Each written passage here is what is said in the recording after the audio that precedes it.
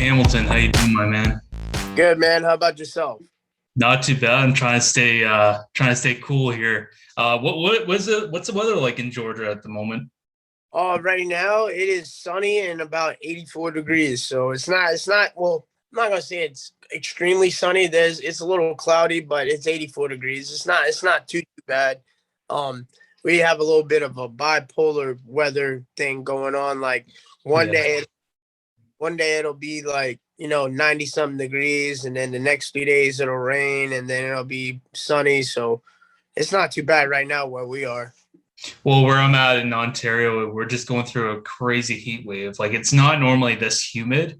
Like we'll get like it's normal for us to get 80, 90-degree weather, but for it to be so humid, it's just crazy. So I thought I asked because like Georgia, like it's known for the heat in Yeah, that summer. I yeah. mean, it's gets so hot. Well, during the summer, like I said, it's like you can always expect some type of rain in the evening just because it's like so hot during the day, or even Yeah. some thunderstorms. But it'll only do it for like maybe uh 30, 45 minutes, and then it's over with. So it's not too bad. hmm You know what? With all the heat and everything, I mean, are you like a patio guy? Do you like sitting on the having a nice cold beer in the summer? What's the deal? Uh, so I live in Lake Hartwell, Northeast Georgia, and uh, we live on the lake. So you can just the weekends after I'm done training, I go right down to the marina, get my boat, and we're out on the lake all weekend. So yeah, pretty much doing. I live for the summer. I'm originally from New York, so um, I moved down here to get away from the cold. So Yeah. I live outside. I love the summer. I'm not too much. I'm not gonna say I don't like the winter. It's just I'm an outside person, so it's uh it's a lot to do outside during the summer, but in the winter it's not for me. I'm not built for the cold. Oh, say no more. I'm the same way. What kind of beer do you like? I gotta ask every fighter that I have on here. You know what? I'm not really too picky. We have a brewery here, Southern Heart Brewery, and I mean, to me, they have a lot of very good beers, man. A lot of craft beers. Um, Mhm. you know, all depends on what we're doing. If we're out on the lake, I don't want to drink too much of a craft beer because that's super heavy on the water. And Yeah. when it's, I mean, it just all depends, man. But I'm not too much of a picky person when it comes to that. Yeah. And that being said, so whereabouts where'd you say you're living again? Hartwell, Georgia. It's No, you northeast. said that's yeah. You said like that's off the lake there. Is that like close to Savannah? No, no, no, no. It's about 4 hours away from Savannah. So like Oh, the other side. Okay. yeah, so we're 30 minutes away from the South Carolina line. Like there's a city called Anderson, South Carolina, and we're like 30 minutes away from there. Like we have the dam. As soon as you cross the dam, you're right there in Anderson. So it's not too far. Yeah, I don't know much about that town, but I would assume it's a smaller place, right? Oh yeah. Oh yeah. I love it though. I love it though. Yeah, I know like a lot of people prefer the smaller town. You're very close knit with the community. So that being said, I mean, when you have like a fight booked, is that kind of like cliche? Everyone wants to watch you fight on TV. Like, Yeah, I mean, I love the community support that I get, especially when I have a fight, win, lose, or draw. They're always behind me. So, it's awesome to have that, kind of close knit relationship with, you know, like I said, the brewery owners. Like I know them. They play my fights. There's a bunch of restaurants here that play my fights as well. I mean, it's pretty cool. Like I said, I like being in this small knit community because everybody's gonna, they're always gonna support you regardless. yeah. And that being said, so obviously you've had some amateur fights, but at what point did you know that you were ready for the pro league?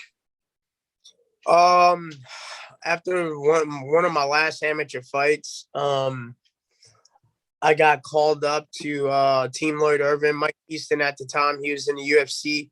He was getting ready to fight TJ Dillashaw. At the time, he was scheduled to fight TJ, and they needed somebody to come up. And my name got thrown in there. I knew a guy that was very close with them, and he got me up there.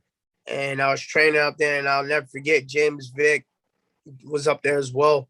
And we were up there training. And he was like, "Yeah, so how many pro fights do you have?" I was like, "I'm not pro yet, dude. Like, Yeah. I'm still amateur." They're like, "Bro, you need to go pro." And I was telling my coach while I was up there, I was like, "Hey, yeah, I'm doing well. Like, I'm going to all the classes. I'm training hard." And he ended up seeing a video of me training. He was like, "All right, when you get back home, like, we're going pro." So, and that was in 2013 when I got back, and pretty much I've been riding the pro wave ever since. Is there like a difference between you've had fights in amateur, but when you make your pro debut, is there a different feeling going into your pro debut? Um, so when I went pro as an amateur, I was training with pros. So it was like a lot of people think it's like, oh, the 5 minutes is going to scare you. But if you've been training like a pro as an amateur, I mean, it's not really much of a difference. It's just the unadded pressure. Like, you're excited, like, oh my goodness, I get paid to do this now. This really means a lot. So, I mean, I've always taken my training very serious, but I think when I turned pro, I took it even more serious. But I mean, it's not much of a difference, but it is, if that makes sense. Oh, 100%, 100%. And looking over like your career, I mean, since you made your pro debut, I mean, you've been in multiple organizations. So is it kind of a good thing knowing that you get more exposure going through so many organizations?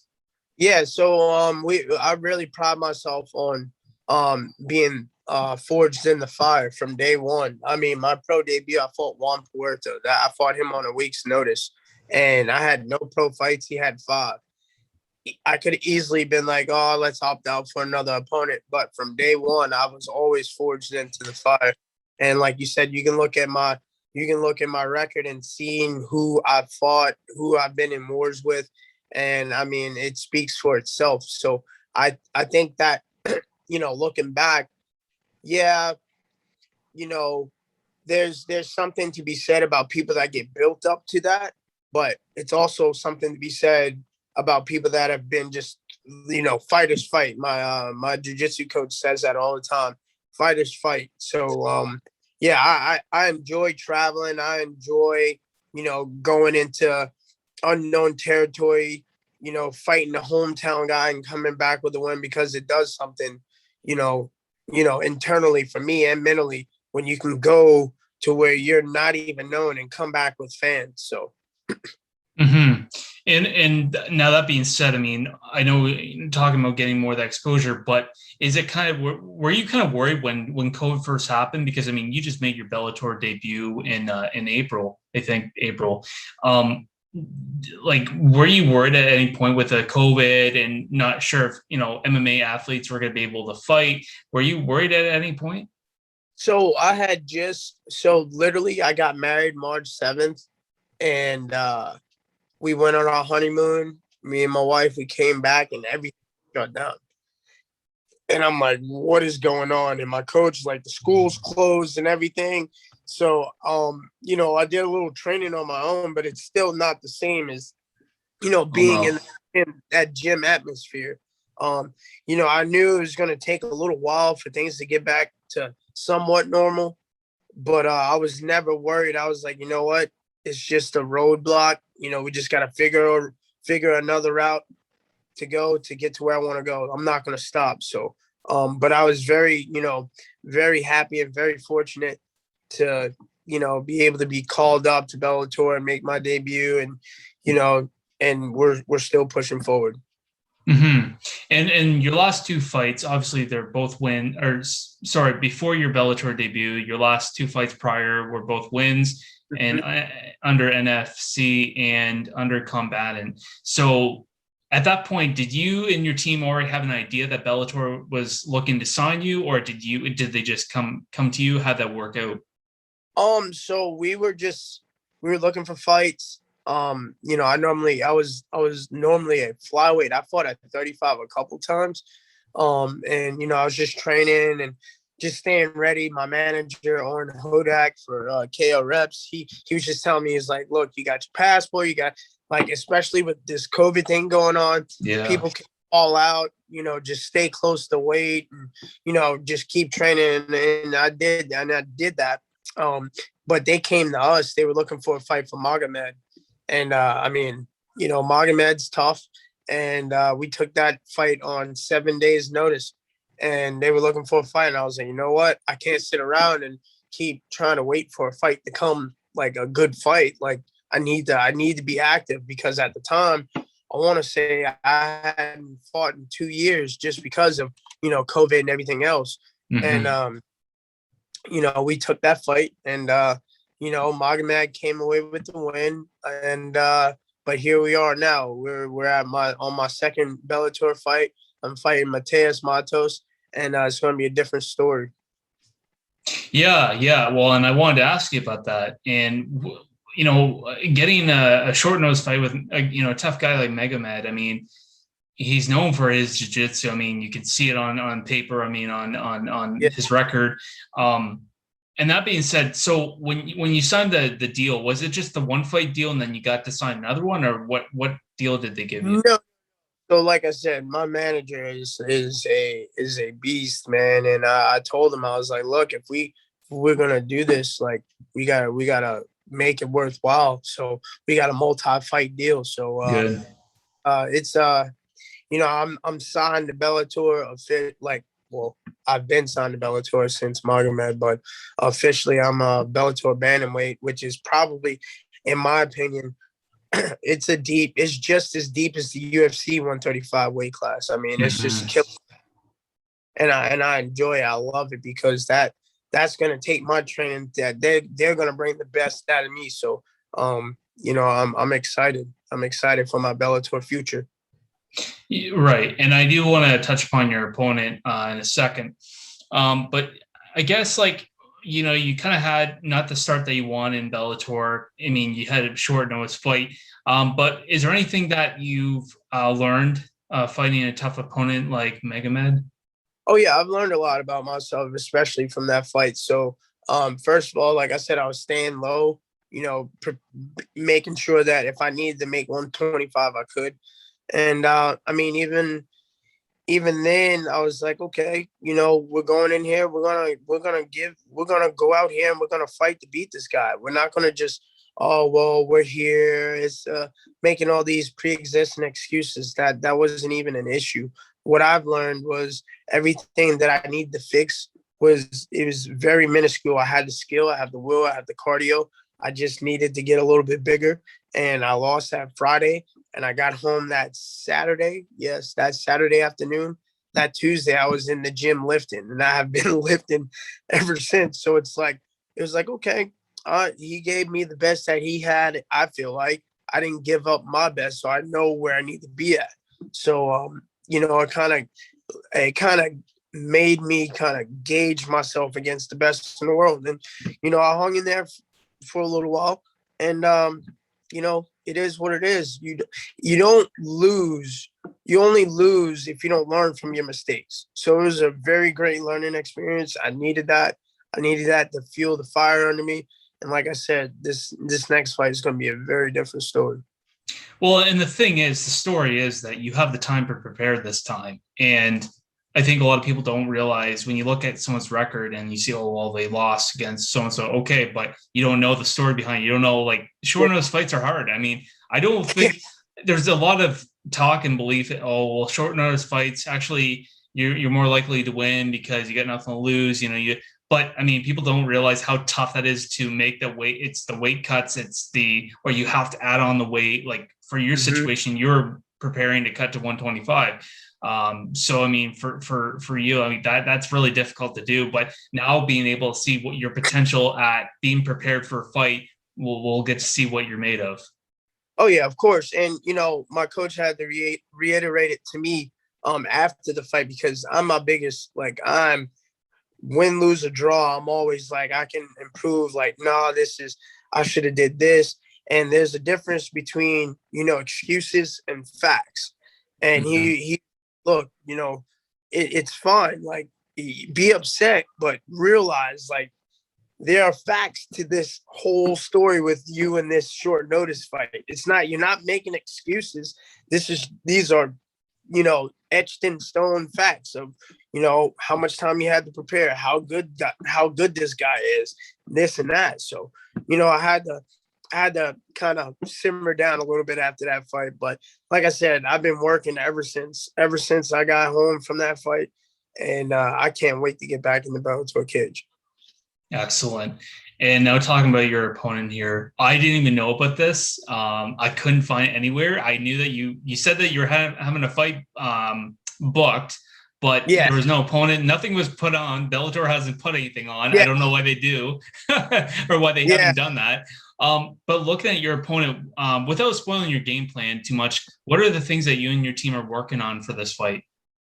I mean, just being completely me. Not thinking as much. I have a tendency to analyze a little too much while I'm fighting, and while you're in there, you got to react sometimes. You have to be proactive, and just being me and having fun.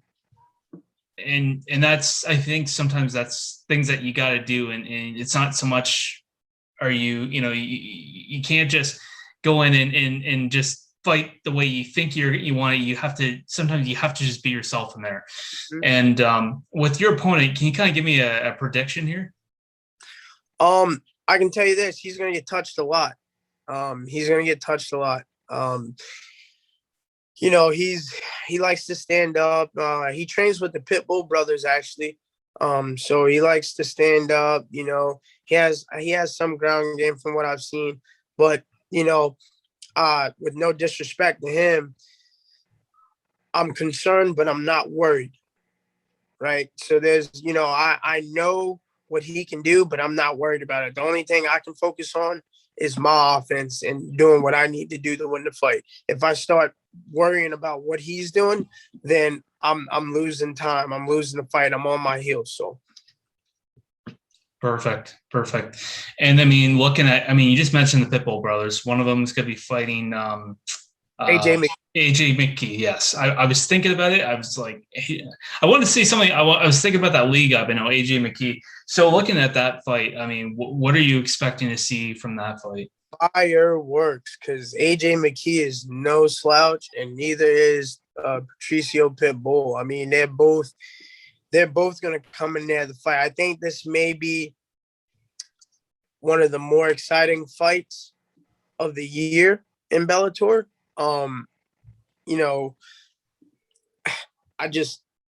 That Grand Prix, that weight class too, 145 is deep as well. So it's the bantamweights are deep, the 45ers are deep, 55ers. The top 5, they're all tough. But like from top to bottom, from featherweight and bantamweight, it's just like the top 10 is just you don't know. Like whoever shows up on that day could easily win the Grand Prix, or win or move on if they ever do a 135 Grand Prix. But I'm really excited about that fight. Yeah, and I think like Bellator has done such a good job with the matchmaking lately. They've brought in a lot of good different looks of different fighters, and just in the last couple of months, like a lot of good debuts. You got I know you had Justin Gonzalez a couple of weeks ago. I had a chat with him, and a lot of good guys. Danny Sabatello, I know he did really, really well in his debut as well. He beat the number 9 ranked or number 8 ranked. Yeah. He fought Brett Johns, I want to say. I think in bantamweight, correct? Yeah. Yeah. So actually, the guy that I'm fighting, he was supposed to fight him, but I don't. Something happened. I don't know if it was an injury or what. Yeah. But Sabatello came in on short notice as well as another short notice fight. So. Mm-hmm. Yeah, so I think Bellator is really doing a good job with that, and has really brought the sport from point A to point B in such a short amount of time. And with I think what the pandemic has really given a lot of opportunity. for a lot of fighters to really showcase their skills and really show, hey, this is what's up, and I'm ready to go. And for yourself, I mean, you've had a good opportunity here, and you're just ready to showcase your skills as well. And that's the beauty about MMA. I mean, there's so much movement in these weight classes in Bellator at the moment, which is what's made them so good lately. Oh yeah, and they're going to continue to do so because, like you said, the matchmakers are working hard to make these cards worthwhile watching. So, I mean, like I said, I'm very honored and excited to be a part of this. And like I said, I can't wait. And what's your thoughts on the fans coming back? I know they just recently came back for that last card. I'm very happy for that. You know, it was a little. You know, I didn't have time to really like soak in the whole like, ah man, I'm here. You know what I mean? But it's cool. You know, I'm gonna have hopefully some family members come. I know my wife and my training partners are coming, and so I'm pretty excited about that. Yeah, and I think it's a different experience once you get the fans coming back, and I think it makes it feel a little bit more real. I feel bad for a lot of the fighters making their big break in the bigger promotions with no fans, because they come in, they're like, "What the fuck is what's going on here?" So like, MVP walked out in his last fight, and he walked out in his last fight, and he didn't have any music, and he was like, "I'm not playing any music until fans are coming." So. Yeah, I think there is a bit of that mental factor that comes in, but I think, hey, I mean, once the fans come in, it just totally different atmosphere. Like I know, you know, I'm from Canada, so hockey's a big thing for us, and right now, like I know Tampa Bay right now, they're playing with a huge crowd, and Montreal Canadiens are coming in looking around like, what the hell? And Yeah. so the fans totally make the biggest difference. Looking at your career here, though, what's your future for 2021? How many more fights would you like? Oh gosh, I want as many fights as I can get. You know, within enough time to prepare. You know what I mean? You know, give me more fights after this fight. I'll take them. Just you know, give me time to prepare, and you know, as long as my manager likes it, my coaches like it, we're on the hunt. So I don't mind it. I train every day. I train 2-3 times a day, 6 days a week. So I mean, this is what I do. I don't sit here. You can't play fighting. So this is what I do. So whenever they need me, like I said, within enough time, just let me know. Excellent. And any words you want to say for the Bellator Bantamweight division? Yeah, man. Here's your dark horse right here. Be on the lookout. Be on the lookout. I promise. Excellent. CJ, it's been a pleasure having you on the podcast here. I appreciate you letting me interview you here, and good luck with your fight. Yes, sir. Appreciate it.